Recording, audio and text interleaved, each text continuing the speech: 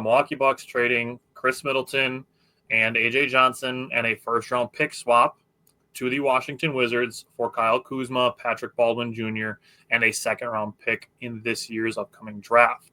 Now, we can dive into just the surface things.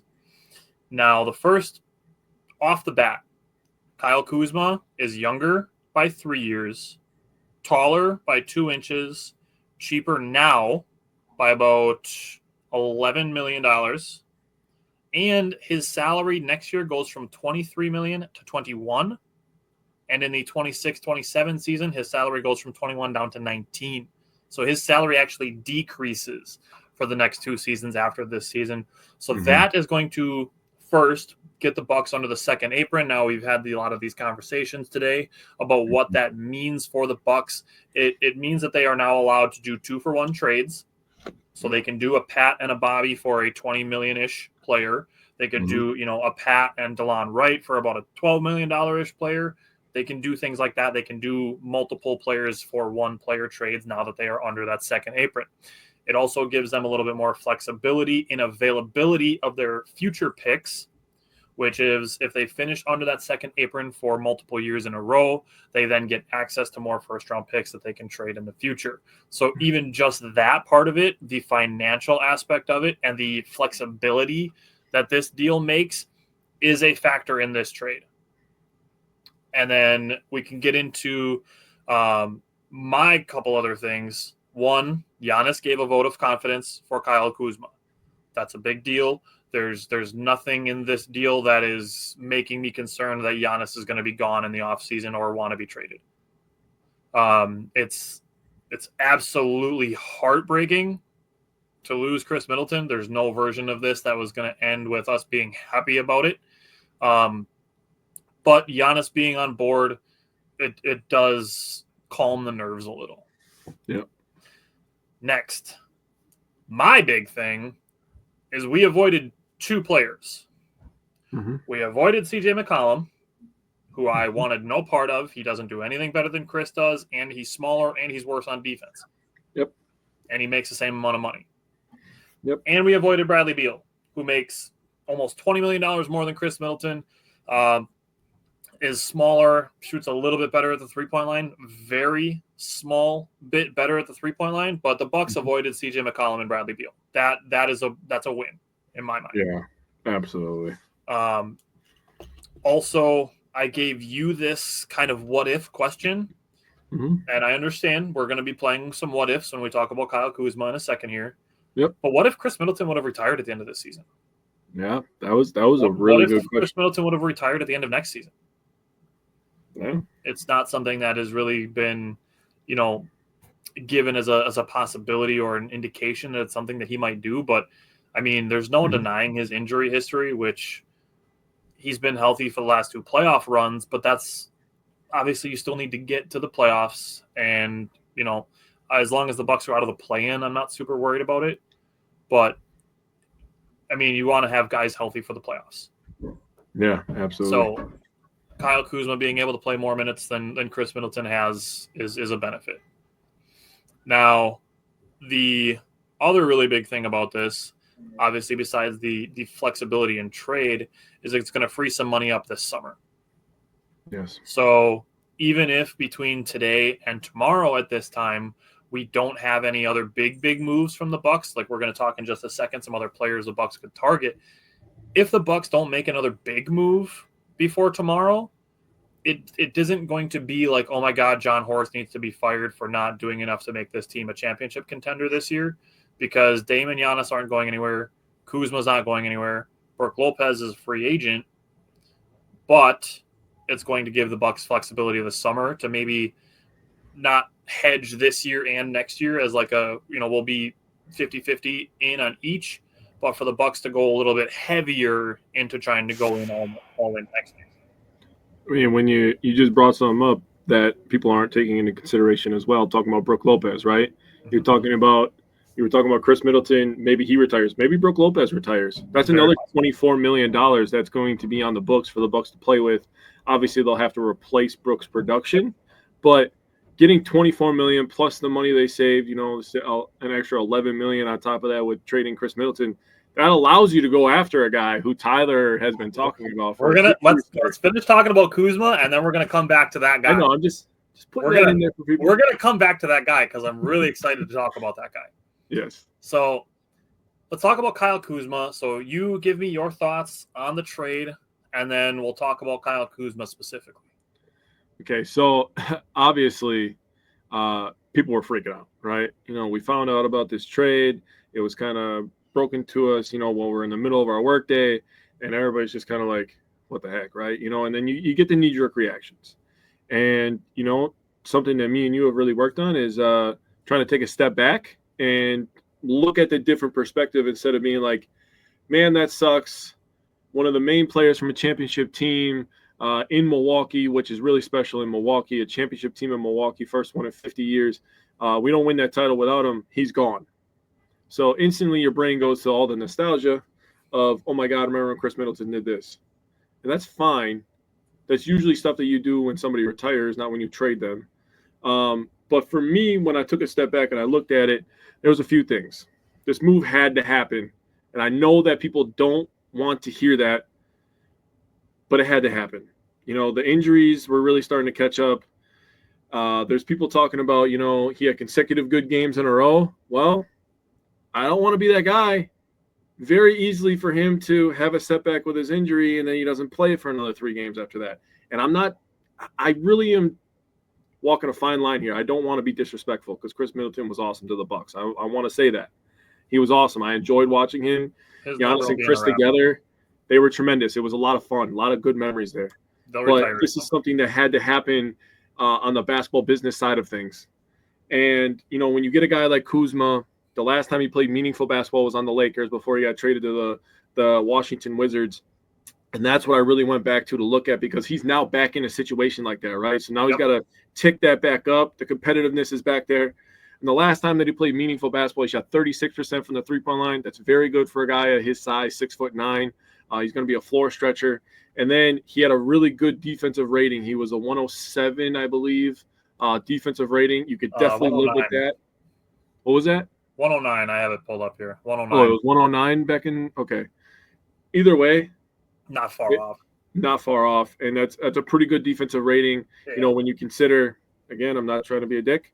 When you consider what we see from Bobby Portis, just calling a spade a spade. So to give the context, the defensive rating is the amount of points that you would give up per 100 possessions. Yeah. So if 5 Kyle Kuzmas were on the court, they would give up 109 points per 109 possessions. That's not bad. No, that's not in today's world. That's not bad at all. No, that's in today's world, like 120 is like an average. Yeah, right. So then you also factor in that he can help with rebounding, being his size, and that's something that the Bucks have struggled with recently. That's a great point. People were complaining about the Bucks not having size, like, the Bucks don't have size, and not taking into account, which I have some things to say about Bobby Portis' situation, by the way. Yeah. We didn't have Bobby Portis, who is one of our better rebounders, one of our more physical players. We'll talk about that in the games because there's some out-of-pocket stuff being said. Yeah. People were not taking into consideration missing Bobby and then talking about how we were small and we needed more big men. Well, the trade today, we gained a lot of size. I'll tell you that right now. If you were worried about us being small before, you don't have to worry anymore. A 6'9" and a 6'10" player on the way.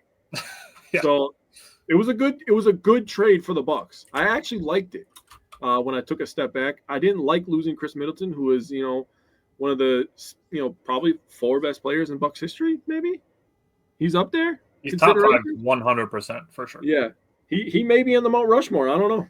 Very, very, very possibly. Yeah, so that's just my little 2 cents on Kuzma. I think it was a good trade for the Bucks overall. Yeah, you bring up a good point with size. Patrick Baldwin Jr. is 6'9". You said maybe 6'10", but yeah.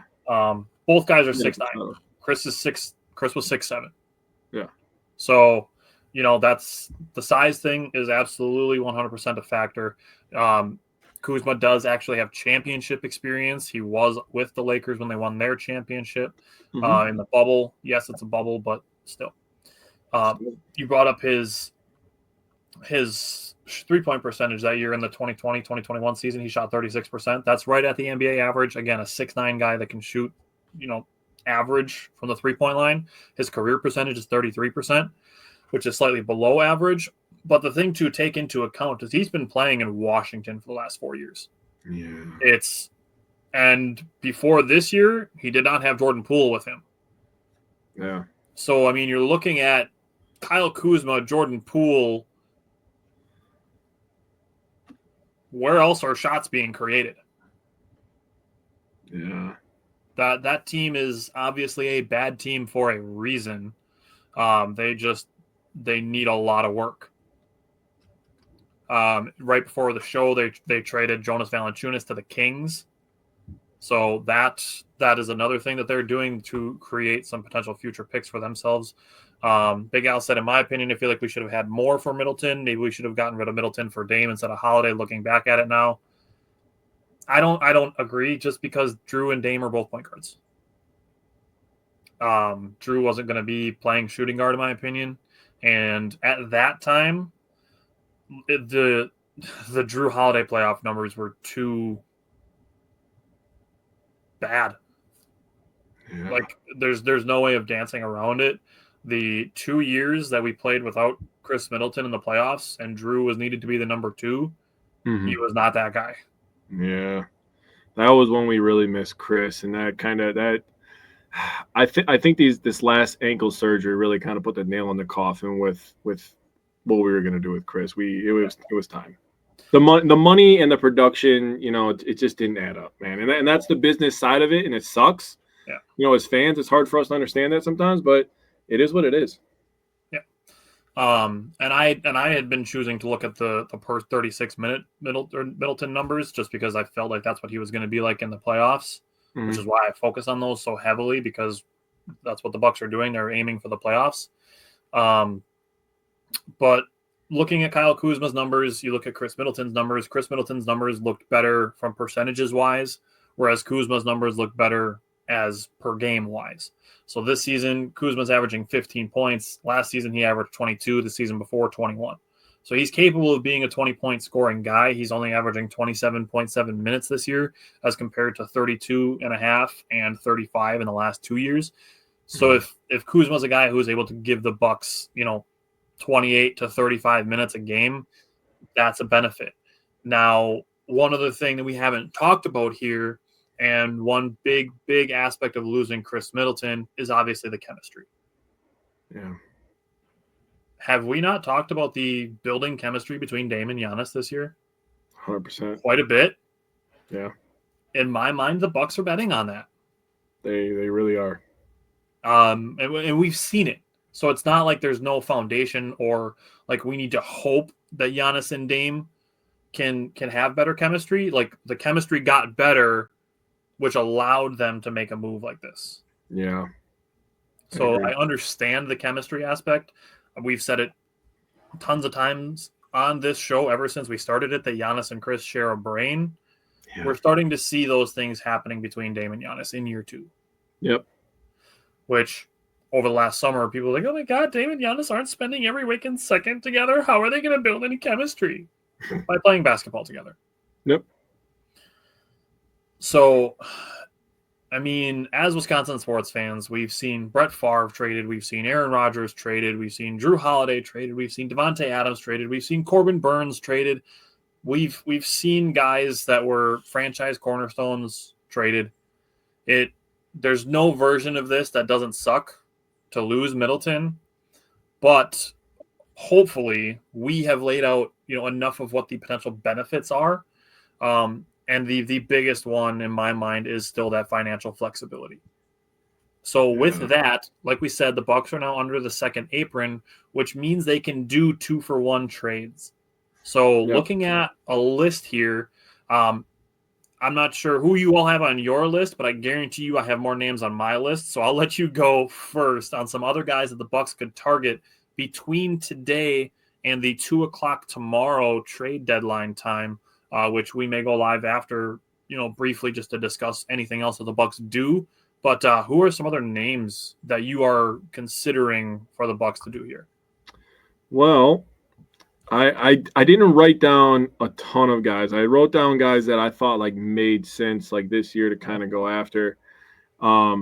I wrote down Cam Johnson, John Collins, Andrew Wiggins, Marcus Smart, Bruce Brown, Lonzo Ball, Dylan Brooks, and DeAndre Hunter. Those are the names that I wrote down as guys that make sense to fill Chris's role. You have to fill a little bit of playmaking, which we've talked about a bunch of times. People didn't respect Middleton's playmaking enough. Nope. He did every once in a while get sloppy with dribbling the ball. It is what it is. You deal with it because he also hits a bunch of three-pointers. Okay. And he can have 8 assists in a game. Yes. But, thinking about a Cam Johnson, that guy can light it up, right? Thinking about a John Collins, a guy who can, rebound with anybody. He could jump. He's an athletic big, something they've been looking for, right? We've talked about that for weeks. Andrew Wiggins, Bucks have been linked to him the last 2 years. And the Warriors are reportedly interested in Bobby Portis. So there's a little bit of mutual there. Yeah. There's a guy like Marcus Smart, another guy the Bucks have been linked to for the last 2 years. A POA defender, point of attack for people who don't follow the acronyms in NBA. A point of attack defender that the Bucks have been missing since losing Drew Holiday.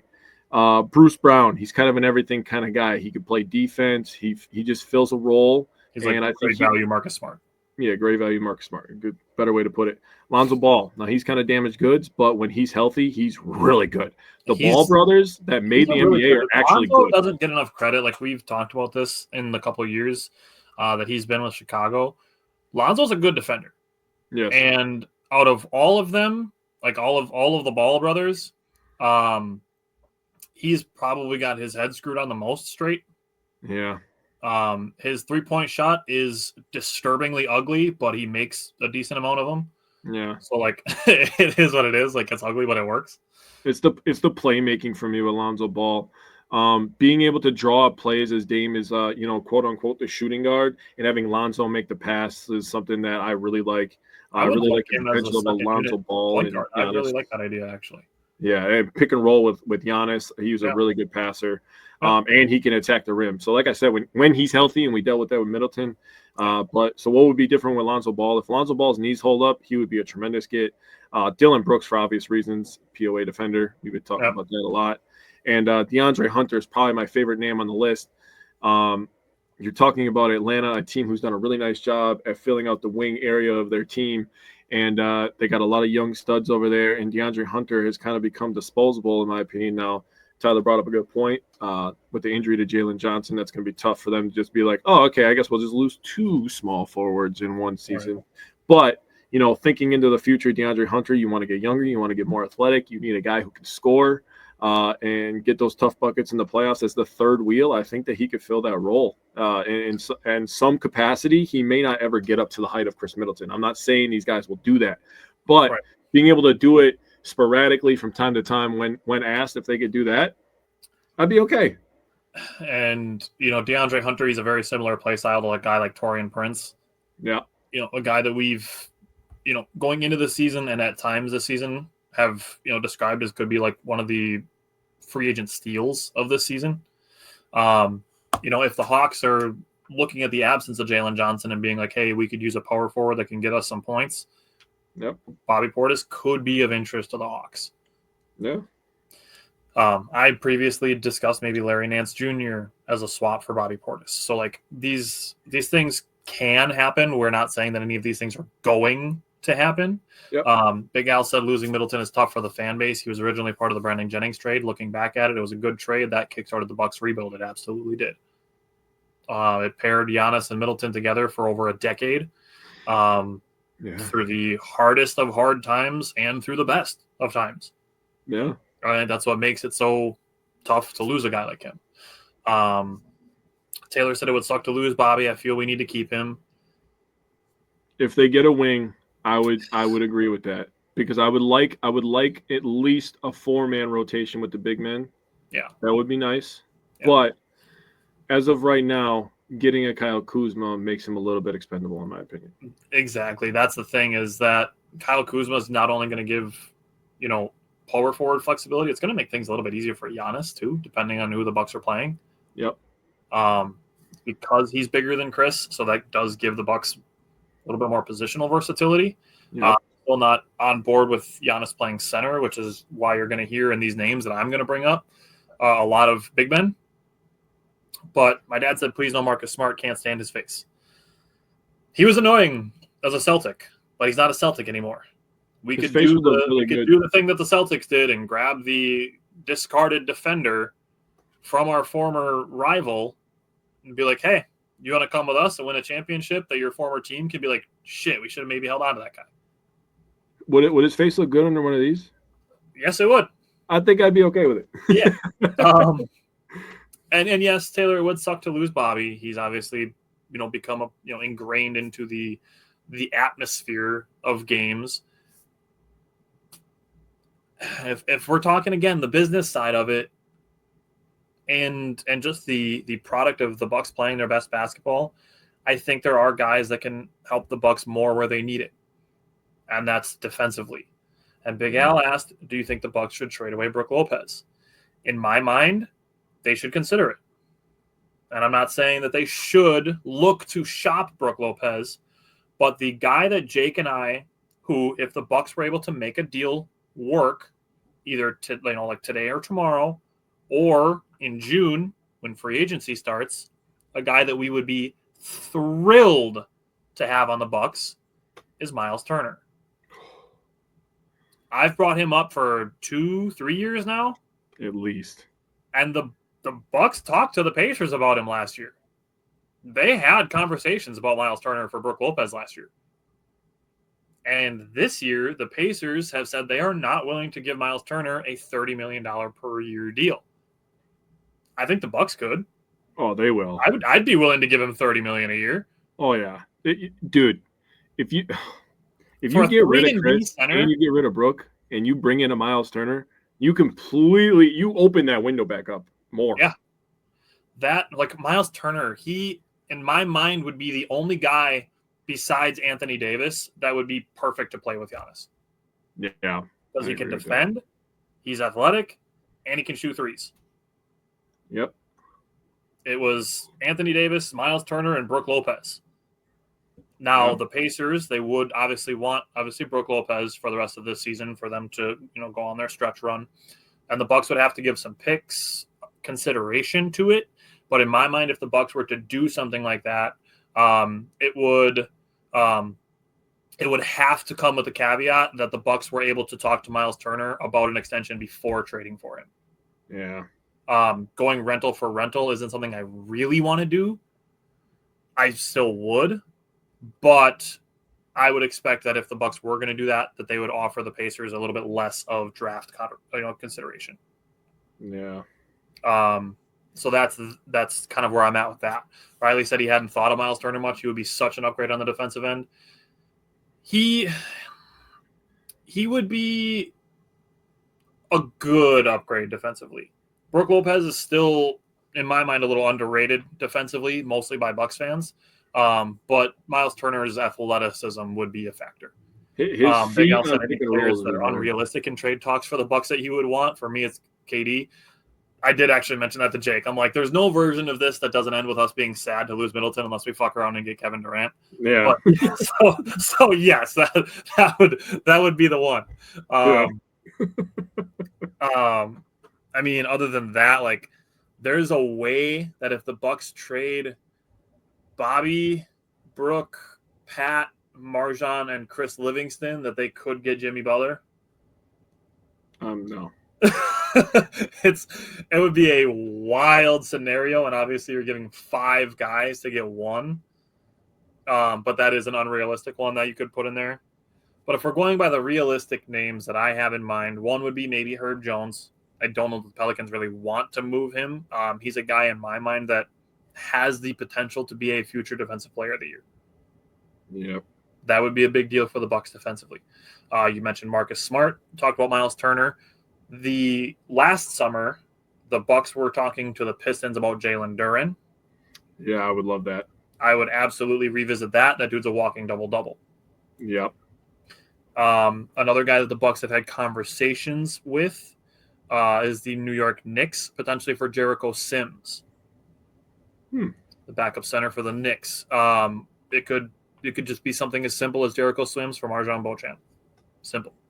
Fucking send it. This is one of those moves that I could see like I said a little bit earlier, that the Bucks don't go heavy all in this year, but go, kind of all in and then heavy all in next year. That Jericho Sims would be something like that. Mhm. One guy that I had previously mentioned was Brandon Clark. A guy that we talked about last summer was Steven Adams. These are some of the guys that could be brought up as potentials. Another rumor that I've read today is possibly Pat Connaughton for Cody Martin. Yeah, I read that too. I'd be okay with that.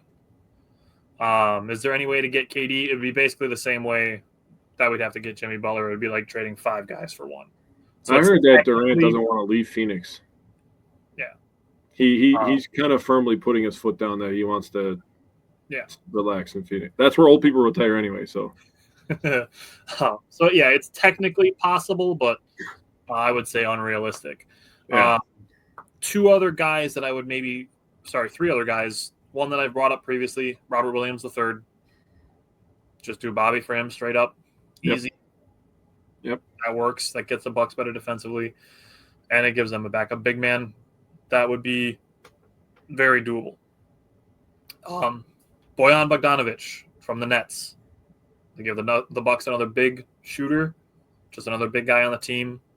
That would be, you could do Bobby and Pat for Bojan Bogdanovic.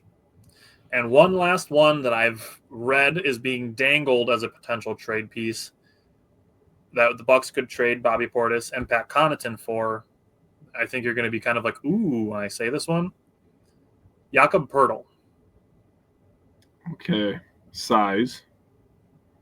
Underrated Rebounding. defender. Okay. Actually, I don't hate that when I think about it. I mean, as a fan, I got to be honest. I feel the same way as everybody else about Khris Middleton. Like, I love Pat Connaughton. I love Bobby Portis. Yep. But in the grand scheme of doing the right thing for the team, on paper, that makes sense. And I know he's younger. I'm going to look up exactly how much younger. Jakob Poeltl is 29. So he would be on the same timetable as Kuzma. Yeah. Which is the timetable that, the Bucks are with Dame is in the next 5 years. Yep. So, again, we're talking about guys that have been here, guys that were here for the championship that it would hurt to lose. But, if we're talking, are we going to try to get another ring or are we going to try to keep around the guys that we like? We have these discussions with the Packers. It's an uncomfortable conversation, but it's one that I guarantee you John Horst is having all day today. He's been having it for the last 3 months and not sleeping and living off coffee, bro.